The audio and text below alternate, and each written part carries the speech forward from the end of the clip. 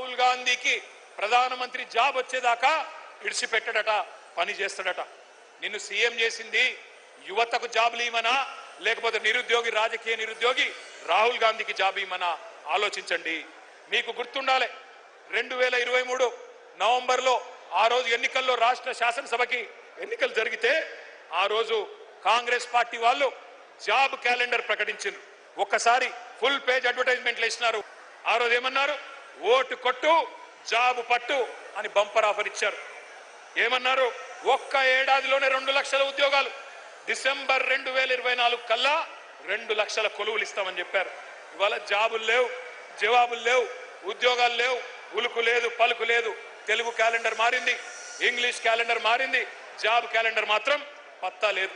ఇంకా ఘోరం ఏంటంటే అసెంబ్లీ సాక్షిగా, పవిత్రమైన సభ అసెంబ్లీ అంటే, అసెంబ్లీ సాక్షిగా శాసనసభలో ఇచ్చిన జాబ్ క్యాలెండర్ కూడా ఒక చిత్తు కాగితం కింద కూడా పనిచేయడానికి ఇలా అర్హత లేదు. ఆ కాగితానికి జాబులు నింపట్లేదు. రాహుల్ గాంధీ జేబులు మాత్రం జోరుగా నింపుతున్నారు. అన్నదమ్ముల అల్మారాలు నింపుతున్నాడు రేవంత్ రెడ్డి, బినామీల బీరువాలు నింపుతున్నాడు. జాబ్ క్యాలెండర్ కు మాత్రం నై నై, స్కామ్ క్యాలెండర్ కు మాత్రం సై సై. ఇది కనబడుతున్న పరిస్థితి. ఒక్క మాట ఇక్కడికి వచ్చిన మా తమ్ముళ్ళు, మా చెల్లెళ్ళు, నేను ఒకటే కోరుతా ఉన్నా, మనం గనక చరిత్రను మర్చిపోతే భవిష్యత్ తరాలు మనం క్షమించవు. ఎందుకంటే చరిత్ర అనేది ఒక ముఖ్యమైన సబ్జెక్టు. తెలుసుకోకపోతే మనం కూడా గజనీలు అయిపోతాం. అందుకే నేను మిమ్మల్ని అనేది, చరిత్రలు, పురాణాలు, ఇతిహాసాలు చదువుకోవాలి. చదువుకోకపోతే దుర్యోధనులు, దుశ్శాసనులే తిరిగి వచ్చి మేమే పాండవులం అని చెప్పి నాకు చెప్పుకుంటారు. ఎవడైతే తెలంగాణ ఉద్యమంలో మనల్ని చావగొట్టిండో, ఎవడైతే మన రక్తం కళ్ళ చూసిండో, వాడే మళ్ళీ పంచి డైలాగులు కొట్టి పంగనామాలు పెట్టి మళ్ళీ ఓట్లు వేయించుకొని పోతారు. అందుకే మన కొలువులు కొల్లగొట్టిన పార్టీ, మన పిల్లలను కాల్చి చంపిన పార్టీ కొత్త వేషం కట్టి కొత్త హామీలు ఇచ్చి ఆ రోజు వస్తే అమాయకంగా నమ్మి ఆగమైపోయింది తెలంగాణ యువత. 1952లో 1969లో తెలంగాణ యువత గుండెల్లో గుణపాలు దింపిందే కాంగ్రెస్ అనే దిక్కుమాలిన పార్టీ, ఇందిరమ్మ రాజ్యం. ఈ దుష్ట కాంగ్రెస్ మీదనే కదా ఆ రోజు మలిదశ పోరాటంలో కూడా మన యువతరం కొట్లాడింది. వేల మందిని బలి తీసుకున్న ఖూనీకోర్లు వీళ్ళే కదా. అందుకే ఈ మధ్యన ముఖ్యమంత్రి మాట్లాడుతున్న మాటలు మీరంతా వింటా ఉన్నారు. ఈ రక్త పిశాచి కాంగ్రెస్ ఇంకా వాళ్ళ రక్తదాహం తీరలేదు. తెలంగాణ నెత్తురు రుచిమరిగిన పులి కాంగ్రెస్ ఇంకా ఇంకా కావాలని అడుగుతున్నది.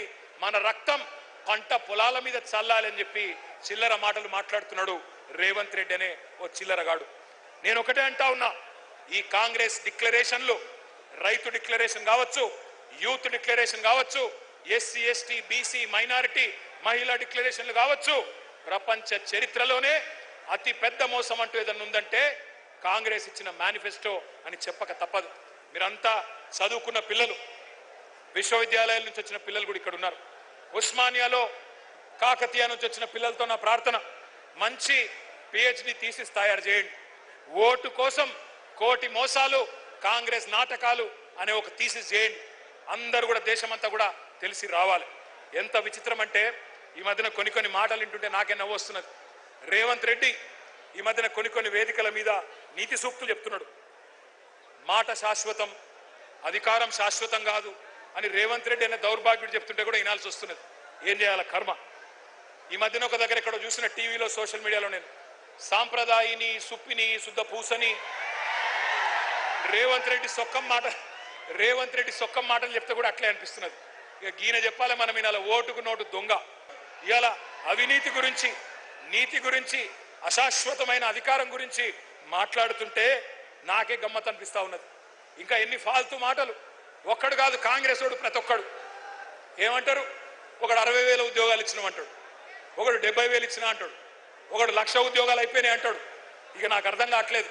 నేను ఒకటే అడుగుతా ఉన్నా రేవంత్ రెడ్డి, కేసీఆర్ గారు ఇచ్చిన ఉద్యోగాలు, కేసీఆర్ ప్రభుత్వం ఇచ్చిన ఉద్యోగాలు అవి నీ ఖాతాలో వేసుకోవడానికి కనీసం సిగ్గనిపిస్తలేదా?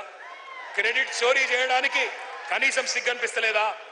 నేను ఈరోజు ఈ సరూర్ నగర్ వేదికగా ఇన్ని వేల మంది మా తమ్ముళ్ళు చెల్లెల సాక్షిగా సవాల్ చేస్తా ఉన్నా రేవంత్ రెడ్డి, 70,000 ఉద్యోగాలు నువ్వు ఇచ్చినట్టు నోటిఫికేషన్లతో సహా నీ ప్రభుత్వమే ఇచ్చినట్టు రుజువు చేస్తే శాశ్వతంగా రాజకీయ సన్యాసం చేసి నేను పోతా, రాజకీయమే వదిలేస్తా. మీ రాహుల్ గాంధీకి అవసరమైతే జై కొడతా, నువ్వు రుజువు చేయి. 70,000 ఉద్యోగాలు నీ ప్రభుత్వం ఇచ్చినట్టు నోటిఫికేషన్లతో సహా దమ్ముంటే రుజువు చేయమని చెప్పి నేను కోరుతా ఉన్నా.